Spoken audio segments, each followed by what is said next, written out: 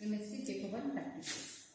So, in physical chemistry, we have total 7 practicals. The first one is to investigate the reaction between potassium persulfate and potassium iodide with equal initial concentration of the reactants. Second, to carry out assay of commercial sample of aspirin by titrometric method. Third, determination of buffer capacity of acid buffer. Fourth, to verify Austral dilution law for weak acid conductometrically. Fifth, to determine dissociation constant of weak acid conductometrically. Sixth, to determine solubility of sparingly soluble salt, that is barium sulfate and calcium sulfate conductometrically. And the last is the colorimetric determination of copper ions in given solution by using calibration curve method and calculation of by percentage error. So all these experiments will be given demo by me, that is Sadhika Sheikh and Supriya Madam. So let us start with our first experiment, that is colorimetric determination of copper ions in given solution by using calibration curve method and calculation by percentage error. So practical procedure will be provided to you in PDF form. Read the procedure carefully, listen to the practicals and then prepare for the exam. So today we'll start with our first experiment, that is colorimetry. Aim of the experiment is to determine the amount of copper ions in given solution by using calibration curve method colorimetrically and to calculate percentage error. So very first, I'll tell you about the colorimeter. So this is a colorimeter. You might have seen this colorimeter in your SYBSc. Just I'll give you what is there in colorimeter. So in this colorimeter, this is the filters. You can change the filter. Filter range is from 400 to 700. For our today's practical, we need 700 filters. So I am going to put it on 700. This is a sample holder. So, and these are the cuvette holders. So, this is a cuvette. I am going to put this cuvette in this sample holder in this way. You can remove it when your work is over and you can put it in a sample holder. Now, just see here, this is the mode. That is, if you want to measure the percentage T, just you have to press this button. Your colorimeter will measure the percentage transmittance. When you are going to shift on the absorbance mode, it will measure absorbance or your optical density. This is on-off switch and this is a calibrate switch. So how to calibrate before taking your reading, that I will show you later on. Now what you have to do in this experiment, that I will tell you, as we are going to detect the amount of copper ions. So copper sulfate solution is supplied to you. This is a 0.1 molar copper sulfate solution. By using this 0.1 molar copper sulfate solution, you have to prepare a series of solution.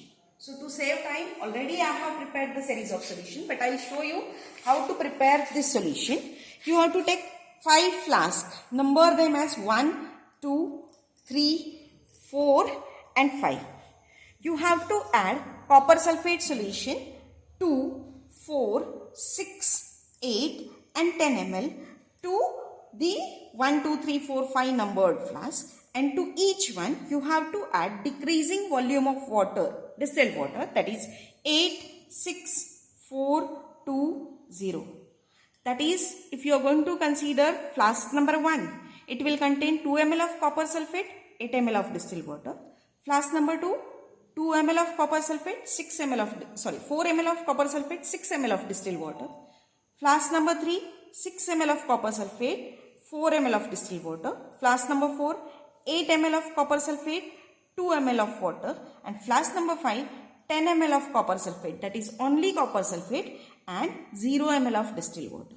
So, in this way, you have to prepare this series of copper sulfate solution. You can see 1 number, 2 number, 3, 4 and 5, all flasks are prepared. Now, you have to start with the actual reading for the colorimetry. So, very first, there are 2 cuvettes you have to take. First cuvette should be filled with the blank solution. Blank solution is your distilled water. So, I have filled this cuvette with distilled water. Then you have to put this cuvette in a sample holder. You have to put filter on a 700 nanometer. And then very first you have to shift the mode %D and you have to press the calibrate button so that your colorimeter will read the %T as 100% and optical density or absorbance at 0.00. This indicates that the solvent which you have used, that is distilled water, it will not absorb the light and your only the copper sulfate solution will absorb light. Now you have to fill your solution. So when you are going to fill it, very first you have to wash the cuvette. Already I have washed this cuvette. Next I have to rinse it with copper sulfate solution. So I am going to rinse it with copper solution. And now I am going to fill the first flask solution in the cuvette. Then you have to wipe it externally and then you have to put the cuvette in a sample holder. So I am going to put it in a sample holder. It will gives you some reading on the display. So note down this reading as your first reading for the flask number 1, which is equals to 0.23.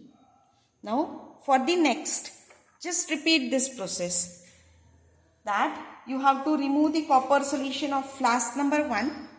Then again you have to wash your cuvette with distilled water. Rinse it with second number solution and then fill it with second number solution. And already you have calibrated it, so just put your second number solution. You will observe the change in the reading. First reading was 0.25, the next reading was 0.39. In this way, you have to continue with your readings. That is, you have to every time wash your cuvette, rinse it with the solution whose reading you are going to take, and then fill it with this solution and take your readings. So in this way, you have to continue with your reading. So in this way, you have to take the reading for all 5 flasks. Then the unknown solution is provided to you. Unknown solution means same copper sulfate solution will be given to you, but it is in unknown quantity. You have to dilute it up to the mark by using distilled water, and then this you have to take or you have to measure the absorbance of this diluted solution in a same manner. So your 1 to 5 flask number readings are with you, as well as one more, that is the sample reading is with you. So in this way you can see the readings. I have already taken the readings. You can see that readings are increasing. First is 0.18 and last one is 0.86, and this is a reading for unknown solution which is provided to you. So in this way you have to take the reading. You can see that the readings are go on increasing as concentration increases. Now we have to plot a graph of absorbance against concentration, and we have to find out the concentration of unknown solution, as well as we have to find out the epsilon value, that is the molar extinction coefficient. So this is a graph. This is absorbance against concentration. The nature of graph is straight line passing through the origin. This is a reading for unknown concentration, that is 0.35. Just you have to extrapolate the line where intersects to the curve. From that you have to draw the perpendicular line on x-axis, which will gives you concentration of unknown solution, which is equals to 0.04 molar. So in this way you have to find out concentration for unknown. Same way you have to find out slope for this line, and slope is equals to your epsilon value, that is molar extinction coefficient value. So in this way you have to find out the molar extinction coefficient for this. Now I'll tell you about as this colorimetric experiment is based on Beers-Lambert's law. So Beers-Lambert's law states that the equal fraction of incident light are absorbed by the successive layers of equal thickness and equal concentration. So here we have put the thickness constant, but we have changed the concentration. And as nature of graph is straight line passing through the origin, this indicates that our Beers-Lambert's law is verified. So that's all for your colorimetric practical. Thank you.